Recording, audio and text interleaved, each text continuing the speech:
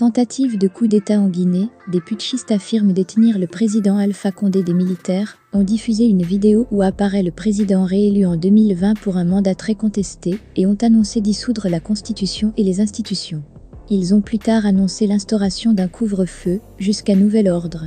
La France condamne la tentative de putsch, appelant à la libération du président Condé.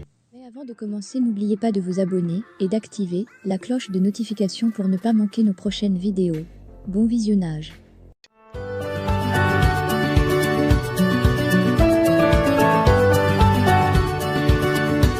Les forces spéciales guinéennes ont affirmé, dimanche 5 septembre, avoir capturé le président Alpha Condé et dissoudre les institutions, dans une vidéo adressée à un correspondant de l'agence France Presse, AFP, et postée sur les réseaux sociaux, tandis que le ministère de la Défense assure que les assaillants ont été repoussés. Les militaires ont ensuite annoncé l'instauration d'un couvre-feu dans tout le pays, jusqu'à nouvel ordre. Nous avons décidé, après avoir pris le président, qui est actuellement avec nous, de dissoudre la Constitution en vigueur, de dissoudre les institutions. Nous avons décidé aussi de dissoudre le gouvernement et la fermeture des frontières terrestres et aériennes, dit un des putschistes en uniforme et en armes, dans cette déclaration qui a aussi abondamment circulé sur les réseaux sociaux. La situation sociopolitique et économique du pays, le dysfonctionnement des institutions républicaines, l'instrumentalisation de la justice, le piétinement des droits des citoyens, l'irrespect des principes démocratiques, la politisation à outrance de l'administration publique, la gabegie financière, la pauvreté et la corruption endémique ont amené l'armée républicaine à prendre ses responsabilités vis-à-vis du peuple souverain de Guinée, explique encore ce même responsable militaire. Nous appelons nos frères d'armes à l'unité afin de répondre aux aspirations légitimes du peuple de Guinée. Nous les invitons également à rester dans les casernes et continuer leurs activités régaliennes. Nous n'allons pas refaire les erreurs du passé, prévient aussi ce militaire. Déclaration à la télévision nationale. Dans une autre vidéo, non authentifiée dans l'immédiat, on peut voir des putschistes avec le président Condé. Il lui demande s'il a été maltraité, et Alpha Condé, en jean et chemise dans un canapé, refuse de leur répondre. Dénonçant la gabegie, le lieutenant-colonel Doumbouya, drapé dans un drapeau guinéen, a ensuite réitéré cette déclaration à la télévision nationale peu après 16h, heure de Paris, interrompant les programmes habituels. De son côté, le ministère de la Défense a affirmé dans un communiqué que les insurgés avaient semé la peur à Conakry avant de prendre la direction du palais présidentiel, mais que la garde présidentielle, appuyée par les forces de défense et de sécurité, loyalistes et républicaines, ont contenu la menace et repoussé le groupe d'assaillants. Un couvre-feu annoncé dans tout le pays. Plus tard dimanche, les officiers des forces spéciales guinéennes ont annoncé l'instauration d'un couvre-feu dans tout le pays, jusqu'à nouvel ordre, ainsi que le remplacement des gouverneurs et préfets par des militaires dans les régions.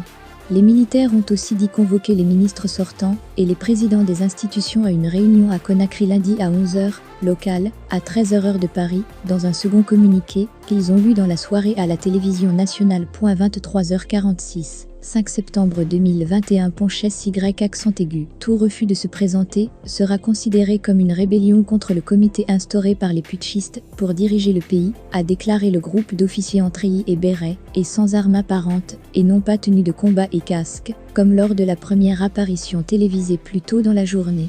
Le couvre-feu est instauré à partir de 20h sur toute l'étendue du territoire national, et ce jusqu'à nouvel ordre, ont annoncé les militaires, laissant supposer qu'il était permanent. Ils ont cependant appelé les fonctionnaires à se rendre au travail lundi. Ils ont pressé toutes les unités militaires de l'intérieur du pays de garder la sérénité et d'éviter les mouvements vers Conakry. Ils ont aussi dit vouloir rassurer la communauté nationale et internationale que l'intégrité physique et morale de l'ancien président n'est pas engagée. Nous avons pris toutes les mesures pour qu'il ait accès à des soins de santé. Condamnation de la France et du secrétaire général de l'ONU. La France condamne la tentative de prise de pouvoir par la force en Guinée et appelle à la libération immédiate et sans condition du président Alpha Condé, selon un communiqué du ministère des Affaires étrangères publié dimanche soir. Paris se joint à l'appel de la Communauté économique des États de l'Afrique de l'Ouest CEDEAO pour condamner la tentative de prise de pouvoir par la force survenue dimanche et demander le retour à l'ordre constitutionnel, écrit le porte-parole adjoint du Quai d'Orsay, alors que des officiers des forces spéciales guinéennes affirment avoir capturé le chef de l'État et dissoudre les institutions.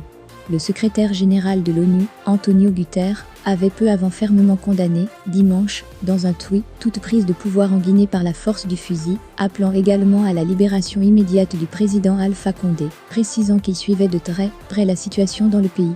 Tôt dans la matinée, des tirs nourris d'armes automatiques avaient retenti sur la presqu'île de Kaloum, centre névralgique de Conakry, où siège la présidence, les institutions et les bureaux d'affaires de ce pays d'Afrique de l'Ouest en proie depuis des mois à une grave crise économique et politique. Tôt dans la matinée, des tirs nourris d'armes automatiques avaient retenti sur la presqu'île de Kaloum, centre névralgique de Conakry, où siège la présidence, les institutions et les bureaux d'affaires de ce pays d'Afrique de l'Ouest en proie depuis des mois à une grave crise économique et politique. Situation confuse. Les autorités sont restées silencieuses sur une situation très confuse, malgré la prolifération des rumeurs.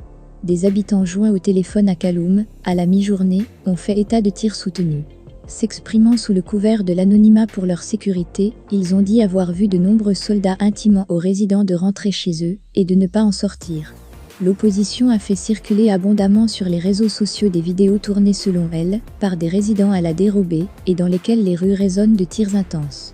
Les tensions pourraient avoir été provoquées par le limogeage ou la tentative d'arrestation ou de marginalisation du commandant des forces spéciales, unité bénéficiant de moyens supérieurs aux autres forces de sécurité et susceptible d'avoir suscité des jalousies, a dit le diplomate occidental s'exprimant sous le couvert de l'anonymat, selon les pratiques établies dans de telles circonstances.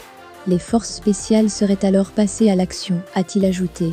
Des mois de tensions. Depuis des mois, ce pays d'Afrique de l'Ouest, parmi les plus pauvres au monde malgré des ressources minières et hydrologiques considérables, est en proie à une profonde crise politique et économique, aggravée par la pandémie de Covid-19. L'avant-veille de la présidentielle du 18 octobre 2020, le centre de Conakry s'était réveillé, avec ses accès bloqués par les forces de sécurité, tandis que la presse faisait état d'une mutinerie dans un camp militaire à Kindia, à une centaine de kilomètres à l'est de la capitale. 23h48.